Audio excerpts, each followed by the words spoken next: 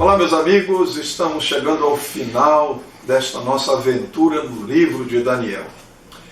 Durante 3 meses nós estivemos estudando este livro extraordinário e contamos com este guia de estudos que foi preparado pelo professor Elias Brasil de Souza, diretor do Instituto de Pesquisa Bíblica da Associação Geral, e juntamente com este guia de estudos ele preparou também este outro livro, este material que contém um pouco mais de informações para aqueles que gostam de se aprofundar no estudo. Esse material você pode encontrar no site da Casa Publicadora Brasileira, que aparece aí na sua tela. Meu nome é João Antônio Rodrigues Alves, eu sou professor de Teologia no Seminário Adventista de Teologia, com sede na Faculdade Adventista da Amazônia, em Benevides, região metropolitana de Belém, estado do Pará.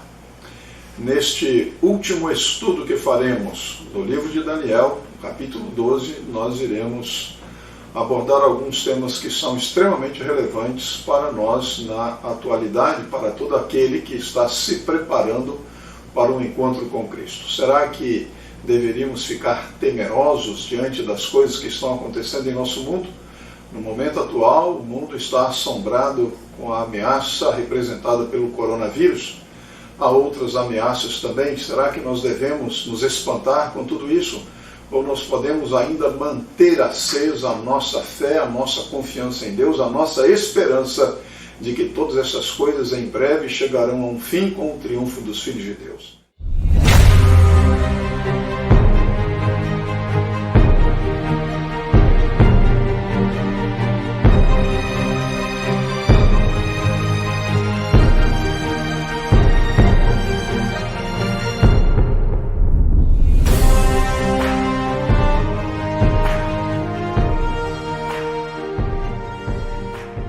Tais coisas nós veremos a partir de agora, mas antes vamos orar e pedir a Deus a sua bênção para o estudo que iremos fazer. Querido Deus, nosso Pai, nossa gratidão a Ti pelas bênçãos que recebemos de Tuas mãos, e de uma maneira especial nossa gratidão pela revelação da Tua palavra, pela segurança que encontramos, especialmente nas profecias apocalípticas, de que o Senhor detém o controle da história e irá conduzir o teu povo em segurança para o destino que o Senhor tem reservado para cada um deles. Que o Senhor nos abençoe agora no estudo da tua palavra, nós oramos e agradecemos em nome de Jesus. Amém. Como nós já referimos, o estudo deste último episódio está concentrado no capítulo 12 do livro de Daniel, que é uma continuação dos últimos versos do capítulo 11. Porque aqui no capítulo 12, verso 1, diz assim: nesse tempo se levantará Miguel. E essa referência ao tempo nos remete aqui ao verso 40, quando diz, no tempo do fim.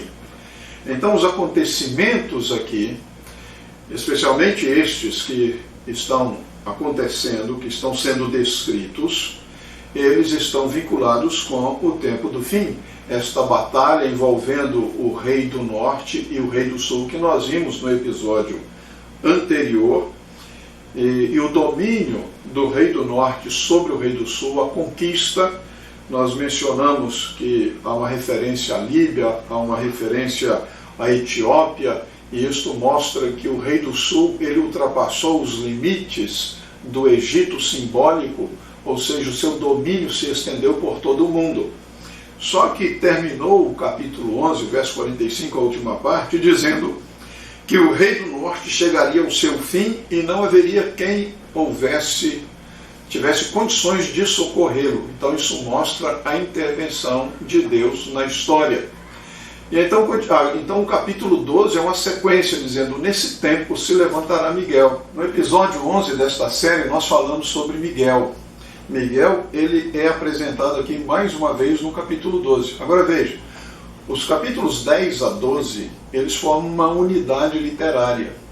Então, se Miguel aparece no capítulo 10 e aparece no capítulo 12, então veja que é como se fosse um envelope. Miguel está no princípio e Miguel está no fim. E quando nós, examinando ali no episódio 11, o capítulo 10 do livro de Daniel, nós mencionamos ali as ocorrências de Miguel. Ele aparece 3 vezes, é mencionado 3 vezes aqui no livro de Daniel, 2 vezes no capítulo 10, uma vez no capítulo 12. Depois ele é mencionado em Judas 9 e posteriormente é mencionado no capítulo 12 do livro do Apocalipse, no verso 7.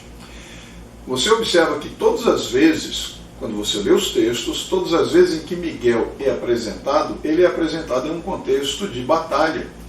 E ele é apresentado como sendo alguém poderoso, alguém grande. Isso aqui contrasta com a pretensão do chifre pequeno, este poder político e religioso que é oposto a Miguel, que quer ocupar o lugar de Miguel aqui neste mundo.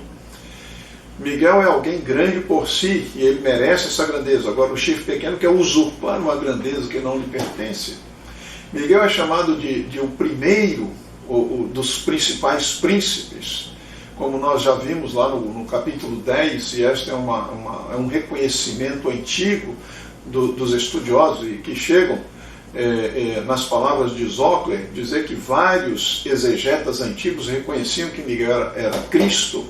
Calvino também reconhecia isto, e quando você associa ali o arcanjo com o poder da ressurreição em Judas 9, e você encontra outra referência a arcanjo no contexto da ressurreição em 1 Tessalonicenses 4, a volta de Jesus, a ressurreição, a trombeta que soa, a voz do arcanjo, Jesus é que tem o poder da ressurreição. E no capítulo 12, no contexto da batalha que houve no céu, de Miguel com seus anjos pelejando contra Satanás e os seus anjos, o hino de louvor, de vitória, de exaltação é atribuído a Cristo, o que identifica naturalmente Miguel com Cristo. E muitos estudiosos das mais diferentes tradições religiosas reconhecem que Miguel é uma referência a Cristo no seu papel do príncipe guerreiro em favor do seu povo. E aqui no capítulo 12, ele é mencionado como sendo o grande príncipe, o defensor dos filhos do teu povo. Então, Miguel é aquele que se levanta para defender os seus filhos nos momentos de necessidade, nos momentos de angústia, nos momentos em que eles atravessam as situações mais espinhosas que encontram no seu caminho durante a sua jornada neste mundo. Eles podem ter a certeza, nós podemos ter a certeza de que nós não estamos sozinhos, porque nós temos o guerreiro celestial do nosso lado para lutar por nós, lutar nossas batalhas e nos conduzir à vitória. Mas quando é que Miguel se levantará? Porque aqui diz, nesse tempo, nós já vimos que esse tempo nos remete de volta para o verso 40 do capítulo 11, que diz que é o tempo do fim. E nós veremos aqui, nós temos no capítulo 12 do livro de Daniel algumas profecias temporais, na realidade são 3 referências temporais, e eu até quero dizer que nós iremos gravar um vídeo à parte para abordar apenas estas referências temporais, e peço que você posteriormente assista a este segundo vídeo que nós vamos gravar. Pelas referências temporais encontradas no livro de Daniel, nós entendemos que o tempo do fim teve o seu início a partir do ano de 1798, quando terminou o período profético mencionado em Daniel 7,25, dos 1260 anos, e que é mencionado novamente em Daniel 12,7. Então, a partir desse período, em algum momento, Miguel se levantaria, mas quando é isso? Hans K. Larondel, ele observou que o fim do tempo da graça pode ser identificado com este tempo do levantamento de Miguel. Porque depois que ele se levantar, então haverá esse tempo de angústia, um tempo de angústia qual nunca houve desde que houve nação sobre a terra. Então esse é um período extraordinário da história, não é algo que tenha alguma coisa similar que ocorreu no passado. Agora, quanto tempo durará este tempo de angústia? Algumas pessoas às vezes ficam preocupadas com isso, em conhecer, será que é tão importante saber o tempo de duração? Quando nós analisamos o texto bíblico, e isto aqui é extremamente importante, nós encontramos algumas ênfases que nos ajudam nesta compreensão. E ao mesmo tempo traz grande conforto, traz segurança, traz esperança para os fiéis filhos de Deus. A estrutura literária desta passagem, ela mostra uma coisa. Daniel organizou o pensamento em torno dos 4 usos da palavra tempo. Como destacado por um estudioso, o primeiro e o último uso estão associados como eventos salvíficos, enquanto o segundo e o terceiro referem-se a um período de angústia sem precedentes. Esta estrutura literária concêntrica serve para aclarar os eventos que ocorrerão quando Miguel se levantar. Você pode ver aí na sua tela, neste momento, a organização do pensamento com o uso repetido da palavra tempo. Então diz assim: naquele tempo se levantará Miguel, e haverá tempo de angústia qual nunca houve, até aquele tempo. Mas naquele tempo será salvo o teu povo. Então, quando você observa a estrutura do pensamento, como apareceu aí, que você pôde observar, é evidente no texto a referência a essa angústia, a essa tribulação. Mas deve ser observado uma coisa, que emoldurando o quadro nos extremos, a primeira referência a tempo, a última referência a tempo, o que você encontra são as ações libertadoras de Deus. Miguel se levanta, é o que diz no primeiro uso da palavra tempo. Naquele tempo se levanta Miguel, e o último uso, naquele tempo teu povo será salvo. Portanto, a ênfase é que a salvação é a última palavra de Deus para o seu povo, e não a angústia. Como temos visto, o livro de Daniel, ele destaca repetidamente a soberania de Deus sobre os acontecimentos da história. E quando nós estamos nos aproximando do final da história tal qual a conhecemos, Deus continua a agir soberanamente em favor do seu povo. A ênfase não deve ser posta sobre os acontecimentos em si, numa espécie de terrorismo escatológico. A ênfase deve ser colocada sobre aquele que controla os eventos deste mundo e faz com que todas as coisas contribuam para o bem daqueles que amam a Deus, conforme disse o apóstolo Paulo lá em Romanos 8, verso 28. Muitas vezes o terrorismo escatológico ele serve para abrir o espaço necessário para a introdução de interpretações proféticas particulares, e essas interpretações particulares podem até mesmo cativar as pessoas, porque supostamente elas oferecem uma esperança. Alguns dizem assim: não, eu vou dizer para vocês que o tempo de angústia não vai durar muito, vai durar apenas 3 anos e meio. 3 anos e meio é pouco tempo. A questão não tem que ver com a duração, a questão tem que ver com a intensidade da angústia. E o tempo de angústia, que inspira pensamentos aterrorizantes na mente de algumas pessoas, na realidade, quando vista à luz daquilo que o profeta apresentou aqui, como ele organizou o pensamento, deve trazer, na verdade, tranquilidade. Por quê? Porque Miguel se levanta e ele salva o seu povo. Esta ênfase nos acontecimentos, nas dificuldades, nos problemas, é uma supervalorização do evento em detrimento da pessoa que estará com o seu povo durante o referido evento. Como bem expressou Norman Galley, os fiéis do tempo do fim são centrados em Cristo e não centrados na crise. Percebe a diferença? Centrados em Cristo e não centrados na crise. A crise existe, mas Cristo está do lado do seu povo, vai conduzi-lo à vitória.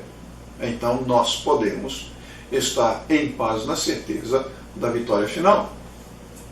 Nesta referência aqui ao levantar de Miguel, que nós encontramos no primeiro verso, nós queremos destacar alguns aspectos que são relevantes para os nossos dias. Todas as vezes em que Miguel é apresentado na Bíblia, o contexto é sempre de alguma batalha. Nós já mencionamos isso no episódio 11 desta série. E Miguel, sempre que ele aparece no contexto da batalha, no campo da batalha, o desfecho é favorável ao povo pelo qual Miguel está lutando. Ele conquista a vitória para o seu povo. E isso, então, oferece a segurança de que nos dias finais da história deste mundo, quando haverá esse tempo de angústia qual nunca houve, Miguel se levanta em favor de seus filhos e os conduz à vitória final. Como disse o apóstolo Paulo, se Deus é por nós, quem será contra nós? Romanos capítulo 8, verso 31. Portanto, não há qualquer razão para se temer o tempo de angústia. A única coisa que devemos temer é não estar do lado do Senhor. Porque se estamos do lado do Senhor, nós temos a certeza da vitória. Agora, há um outro aspecto aqui. O primeiro verbo utilizado aqui no capítulo 12 é o verbo levantar, indicando a ação de Miguel. E o verbo levantar ele pode ser usado em contextos militares, de confrontos bélicos entre reis. Também pode indicar o surgimento de um novo personagem que assume o seu lugar no cenário sempre mutável dos poderes deste mundo. Neste caso específico, no tempo do fim, há um novo personagem.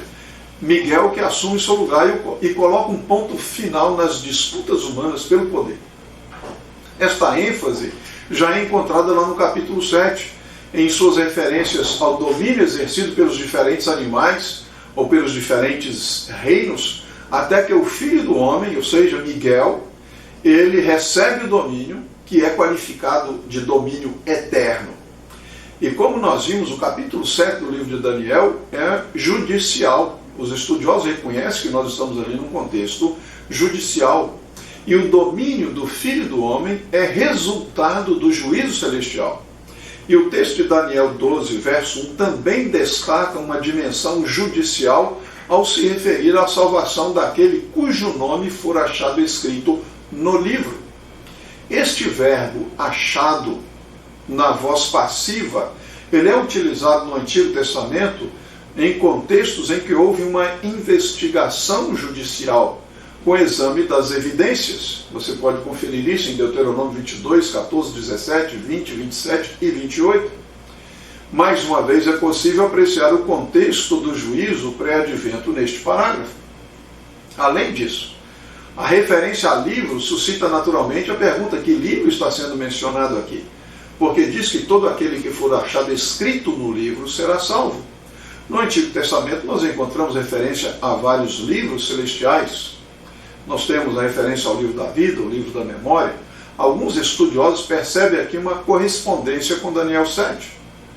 Por exemplo, John Collins, um reconhecido estudioso do livro de Daniel, ele se refere a um atrativo paralelo com Daniel 7, onde a cena climática é também judicial e o motivo dos livros celestiais é também encontrado.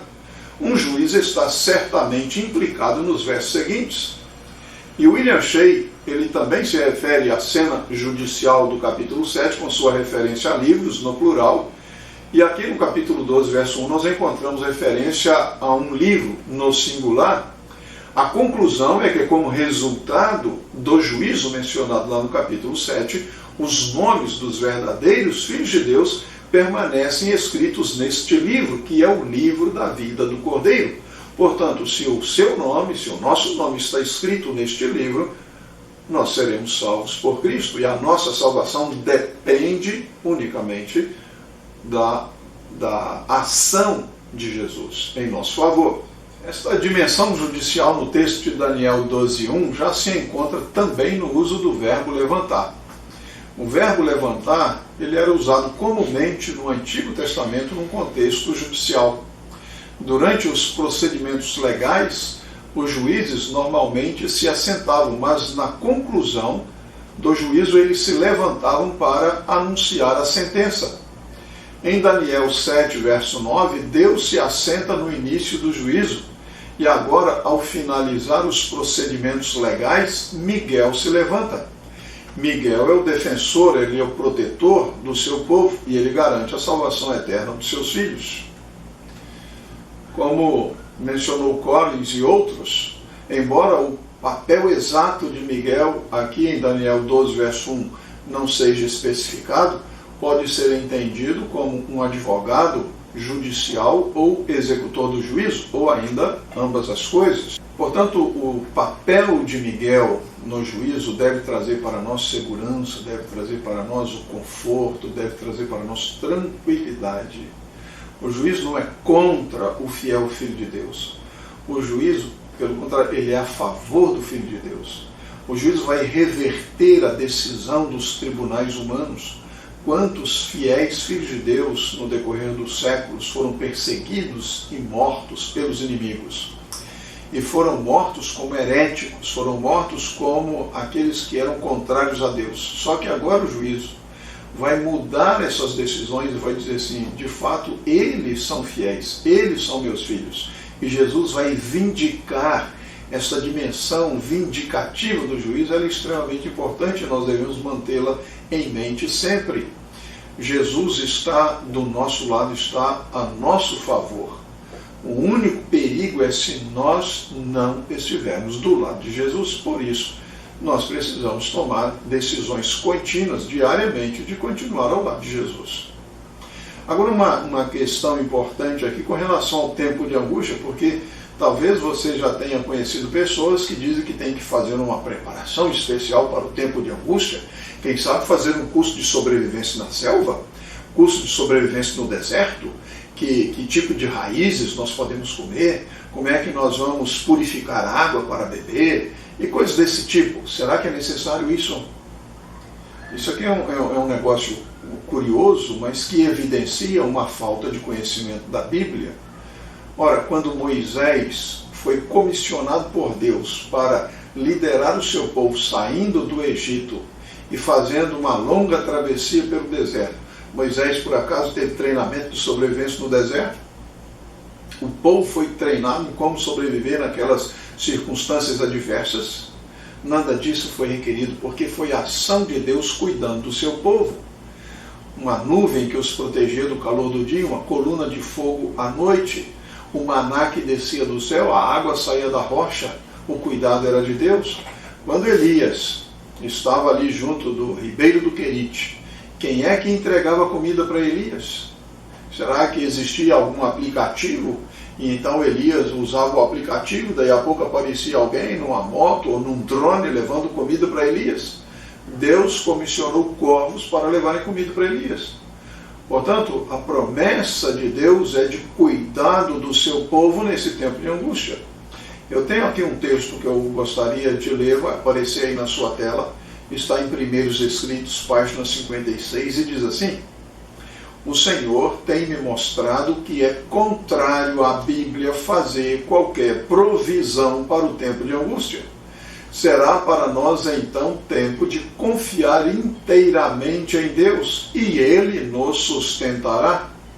Vi que nosso pão e nossa água serão certos nesse tempo, e que não teremos falta nem padeceremos fome, pois Deus é capaz de estender para nós uma mesa no deserto. Se necessário, Ele enviaria corvos para alimentarmos, como fez com Elias, ou faria chover maná do céu, como fez para os israelitas. Portanto, nós podemos ter a segurança de que neste tempo a nossa única preocupação deve ser estar em ligação direta com o céu. E o céu vai cuidar do seu povo. Se existe alguma preparação que deva ser feita pelos filhos de Deus, esta preparação é espiritual. O problema de Jacó não era a aproximação de Esaú com seus homens, a ameaça representada por Esaú. O problema de Jacó era a segurança de que ele verdadeiramente havia se arrependido do seu pecado, do engano, e que Deus o havia perdoado. Em Primeiros Escritos, na página 71, está escrito o seguinte: vi que ninguém poderia participar do refrigério a menos que obtivesse a vitória sobre toda tentação, orgulho, egoísmo, amor ao mundo e sobre toda má palavra e ação. Deveríamos, portanto, estar nos aproximando mais e mais do Senhor e achar-nos fervorosamente à procura daquela preparação necessária para nos habilitar a estar em pé na batalha do dia do Senhor. Lembrem todos que Deus é santo e que unicamente entes santos poderão morar em sua presença. Portanto, nós não devemos nos preocupar com questões físicas relacionadas ao tempo de angústia. Nós devemos estar continuamente preocupados com as questões espirituais, a minha vida espiritual, a sua vida espiritual. Nós devemos nos aproximar de Deus mediante o estudo da sua palavra, mediante a oração, comprometidos com a missão que Ele nos confiou de proclamar o Evangelho, e assim então nós estaremos preparados para quando este dia chegar. Finalmente, devemos observar que os argumentos que nós terminamos de apresentar até aqui contrariam uma concepção muito comum relativa à tribulação final, isto é, de que os fiéis não passariam pela mesma, pois eles seriam arrebatados secretamente. Esta é uma ideia muito difundida recentemente em livros, filmes e tudo mais, aparece com frequência nessas produções ainda, mas como o texto deixa claro, o povo de Deus no tempo do fim passará por esse período de angústia. Aqui está escrito, haverá tempo de angústia, e naquele tempo será salvo o teu povo. Então, o termo hebraico que aqui é traduzido como povo, neste verso, e que é usado 16 vezes no livro de Daniel, em todas as ocorrências se refere ao povo de Deus. Além disso, como observado por um autor, no Antigo Testamento a expressão tempo de angústia sempre é usada em um contexto de opressão dos filhos de Deus, causado por seus inimigos. E o texto destaca que o povo de Deus experimentará essa angústia até que seja libertado. Se os fiéis já estivessem no céu, conforme o ensino dispensacionalista, de que seria libertado o remanescente do Senhor? Passando adiante aqui no nosso estudo, no versículo 2 diz assim, muitos dos que dormem no pó da terra ressuscitarão, uns para a vida eterna e outros para a vergonha e horror eterno. Essa referência aqui, uns e outros, elas mostram que haverá uma ressurreição de dois grupos diferentes, distintos de pessoas, porque uns são para a vida e outros para horror e vergonha eterna. E nós podemos entender que aqui nós temos uma ressurreição especial de pessoas especiais, tanto no grupo dos justos como também no grupo dos ímpios. Dos ímpios não é tão difícil de entender, porque quando Jesus falou para aqueles que o estavam condenando, desde agora vereis o Filho do Homem à destra do Pai na sua glória, e assim por diante, estava fazendo uma referência a essas pessoas que estariam vivas para contemplar Jesus voltando na glória do Pai. E lá em Apocalipse 1, verso 7, é dito que até aqueles que traspassaram a Jesus o veriam voltar. Portanto, existe um grupo especial de ímpios, que foram inimigos de Cristo, inimigos do seu povo, que estarão vivos, que ressuscitarão para ver Jesus voltar. E, naturalmente, voltarão a morrer consumidos pela glória de Cristo. E um grupo especial de fiéis, em Apocalipse 14, no verso 13, é dito ali, bem-aventurados os mortos, que desde agora morrem no Senhor. Este é um grupo especial que alimentou uma fé, uma esperança na proclamação da tríplice mensagem angélica, que estará vivo para contemplar a volta de Jesus. Mas voltando aqui ao tema da ressurreição. O que é ressurreição? Num sentido negativo, ressurreição não faz referência à vida após a morte em qualquer forma. Alguns podem falar de reencarnação, podem falar de imortalidade, etc. Não é isso o que está sendo dito aqui. Num sentido positivo, ressurreição faz referência especificamente à crença de que o estado presente daqueles que morreram será substituído por um estado futuro em que eles voltarão a viver corporalmente. Em um sentido pleno, o conceito da ressurreição requer a crença de que os seres humanos são pessoas completas, pessoas inteiras, uma unidade de corpo, alma e espírito. De acordo com Leila Bronner, da perspectiva teológica na Bíblia hebraica, a ressurreição deriva da crença de que Deus tem poder ilimitado e, portanto, representa a força suprema por detrás da história e dos fenômenos naturais. Então, é a partir desta crença neste Deus Todo-Poderoso é que o cristão se apega a uma esperança transcendente que vai além do final aparente imposto pela morte e olha para um tempo em que os mortos em Cristo ressuscitarão, conforme afirma o apóstolo Paulo em 1 Tessalonicenses 4, verso 16. E assim, em 1 Coríntios 15 e 1 Tessalonicenses 4, 16 a 17, Paulo desenvolve o argumento do que e quando ocorrerá a realização da esperança. Será por ocasião do segundo advento de Cristo, quando os justos mortos ressuscitarão incorruptíveis e imortais para receber a recompensa da vida eterna do Senhor Jesus Cristo. No texto de Daniel 12, somos informados de que a ressurreição acontece no momento apocalíptico, escatológico, denominado tempo do fim. Esse é um termo técnico apocalíptico, embora encontremos aqui referência a um tempo de angústia particularmente difícil.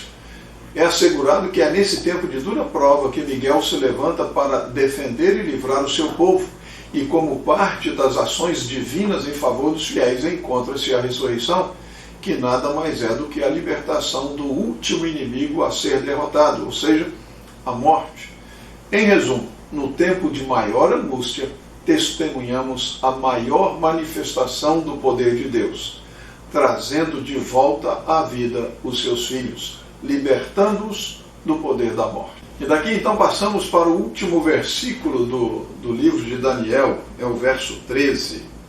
Esta é uma mensagem extremamente importante. Devemos observar que é o homem vestido de linho, ou seja, o próprio Jesus Cristo é quem vem trazer esta mensagem para o idoso profeta, uma mensagem extremamente significativa, não somente para Daniel, mas também para todos aqueles que fielmente seguem ao Mestre Divino neste mundo. É o próprio Senhor, em sua majestade e glória, que aparece aqui a Daniel, já quase no final da sua vida, para dirigir estas palavras contidas neste verso que transbordam de esperança. O versículo final do livro de Daniel é uma verdadeira fonte de inspiração.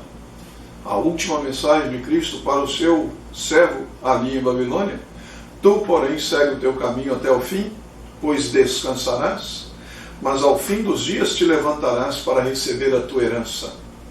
Nestas palavras nós encontramos a esperança final para o cativo Daniel e para todos os cativos, filhos de Deus de todas as épocas e em todos os lugares.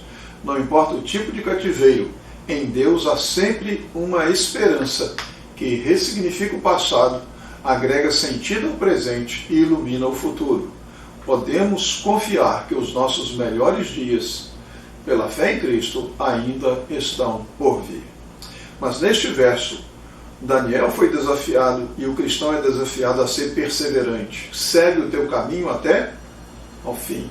A espera não é passiva, é preciso ter coragem para viver, é preciso ter coragem para se manter fiel, é preciso ter coragem para testemunhar de Cristo. Ainda que nós estejamos enfrentando dificuldades, provações neste mundo, nós precisamos nos apegar às promessas de Deus e avançar até o fim. Porque, como está escrito, aquele que perseverar até o fim será salvo. Ou então, ser fiel até a morte e dar-te a coroa da vida. E é preciso coragem também para enfrentar a morte, porque na mensagem aqui está escrito: descansarás. Este é um eufemismo para afirmar a realidade da morte que aguardava o profeta. E esta é uma realidade que alcança a todas as pessoas, independente da sua idade, independente da sua classe social, do seu nível cultural, etc. Esta é uma triste certeza, porém não é uma certeza sem esperança, não é uma realidade sem esperança. E a esperança nós encontramos a seguir neste verso, porque diz assim: ao fim dos dias te levantarás. O verbo levantar aqui ele é utilizado também para afirmar esta realidade da ressurreição. A morte não é um fim, não é o fim. Há uma realidade que supera a realidade da morte. É a realidade da vida eterna em Cristo Jesus. Ao dizer então que Daniel se levantaria, Cristo lhe assegura que seu destino final não é de um cativo eterno da morte, mas sim a liberdade da vida eterna ao lado de Deus. Nós devemos nos lembrar que o verbo usado para levantar aqui é o mesmo que foi usado várias vezes no capítulo 11 para o levantar de distintos reis. Este verbo foi utilizado no começo aqui do capítulo 12 para o levantamento de Miguel, que assegura a vitória dos seus santos. E é exatamente porque Miguel se levanta que Daniel pode ser levantado no fim dos dias, e não somente Daniel, mas todos aqueles que se inspiram no exemplo do profeta e mantêm-se fiéis a Deus em todas as circunstâncias. O primeiro verso do livro de Daniel descreve uma derrota frente ao exército de Nabucodonosor. O último verso do livro de Daniel fala de vitória. Vitória sobre um inimigo muito mais poderoso que qualquer monarca que haja pisado nesta terra.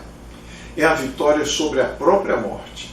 Esta verdade já havia sido apresentada nos versos iniciais do capítulo 12 com sua mensagem de ressurreição. E agora é assegurado a Daniel e a todos os crentes de que ele, Daniel, participará nesta gloriosa ressurreição dos fiéis filhos de Deus.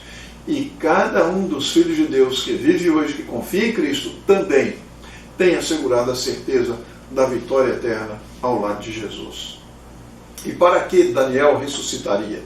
Está escrito aqui: para receber a tua herança. A herança de Daniel. Uma promessa extraordinária. Esta é a realidade final. Não somente de Daniel, mas de todos os salvos. O apóstolo Paulo afirma que ele receberia uma coroa, a coroa da vida eterna das mãos do Senhor, e que esta coroa também estava disponível para todos os que amam a vinda do Senhor. Até onde sabemos, Daniel permaneceu cativo em Babilônia até sua morte. Portanto, jamais retornou para a sua velha e amada Jerusalém. Como disse Jacques Ducan, profeta da esperança ardente e de oração fervente, foi incapaz de participar do cumprimento de sua própria profecia. Mas nestas palavras, a sua esperança é dirigida para outra cidade, a Nova Jerusalém, a cidade cujo artífice e construtor é o próprio Deus, de acordo com Hebreus 11, versículo 10. O próprio Cristo lhe deu esta certeza, mantendo assim acesa a chama da esperança em seu coração, quando os dias deste homem muito amado pelo céu estavam chegando ao final. Da mesma forma, os filhos de Deus podem ser cativos neste mundo, mas a esperança que ilumina seu futuro se fundamenta na promessa de um outro mundo, de uma nova terra. Não é a esperança utópica construída pelo homem, mas aquela que se fundamenta na promessa divina e na certeza de que Cristo ressuscitou para preparar-nos um lugar no seu reino eterno. Tem você esta esperança? Almeja você que Miguel se levante em seu favor. Almeja você que Miguel vindique o seu nome. Almeja você ter o seu nome escrito no livro da vida do Cordeiro. Tudo o que você precisa fazer, o que eu preciso, cada um de nós precisa fazer, é entregar a vida a Jesus.